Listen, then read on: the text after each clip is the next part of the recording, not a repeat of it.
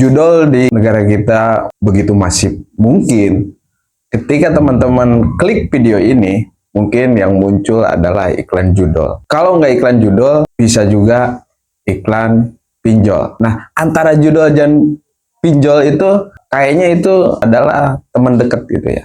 Nah, begitu masifnya peredaran judol di negara kita ini yang merusak generasi muda, yang merusak pola pikir generasi dari berbagai generasi, karena judol ini masuk ke berbagai generasi. Begitu bahayanya judol ini. Ada satu cerita, ini cerita benar-benar nyata yang terjadi di lingkungan saya.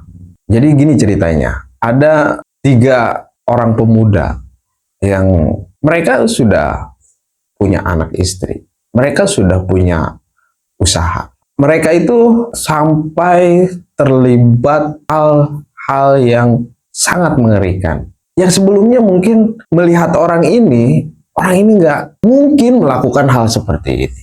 Melakukan hal seperti itu.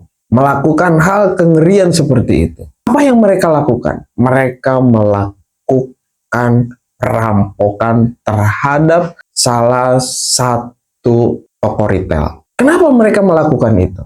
Ternyata setelah ditelusuri, apa yang terjadi?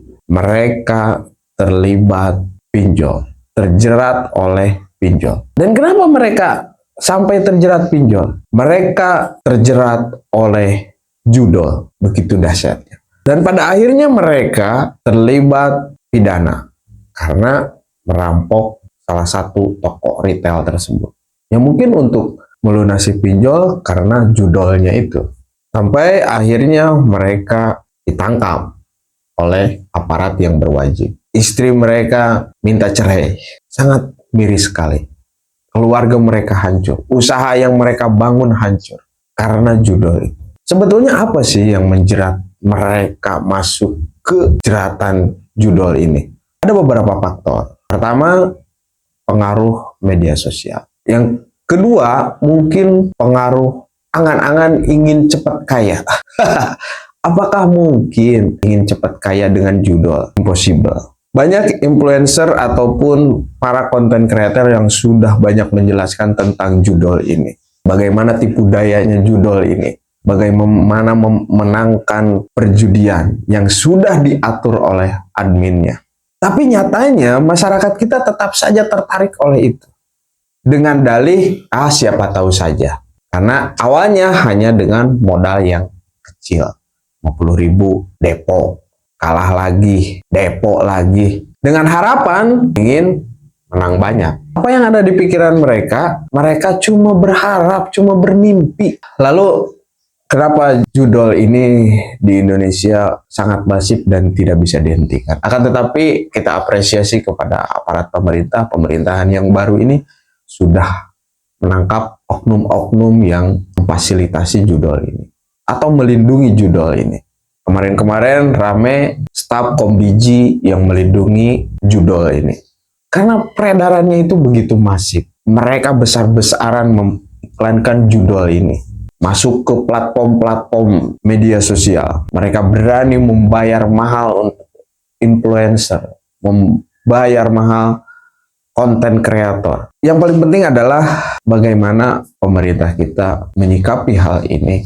Jangan sampai ekonomi negara kita hancur karena judol. Pemerintah harus tegas dalam hal ini. Baik itu dalam regulasinya, regulasi media sosial, regulasi pengiklan, itu yang harus benar-benar diatur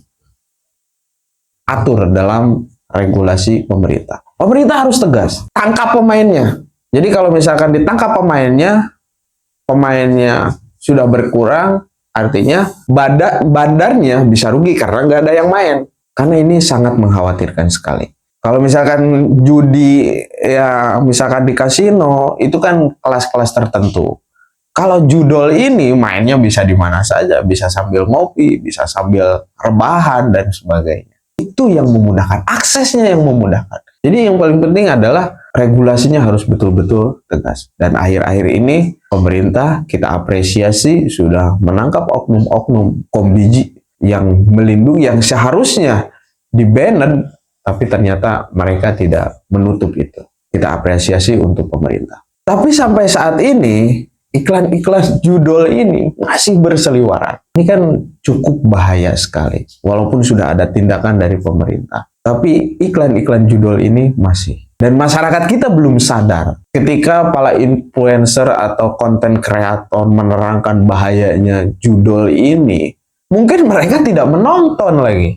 Karena mungkin tidak suka dengan konten-konten seperti itu. Yang nonton mungkin hanya orang-orang tertentu dan bisa pelakunya tidak nonton edukasi seperti itu. Jadi inilah permasalahannya. Banyak sekali influencer yang menerangkan tentang judul ini. Tapi apakah mereka nonton bahayanya judul seperti apa? Saya kira hanya beberapa persen saja yang nonton video-video edukasi tentang bahayanya judul ini. Nah, itu teman-teman. Jadi mungkin ini sedikit gambaran saja tentang bahayanya judul ini. Ini sudah darurat, teman-teman. Mungkin itu aja video kali ini. Semoga bermanfaat. Sampai ketemu di video selanjutnya. Bye.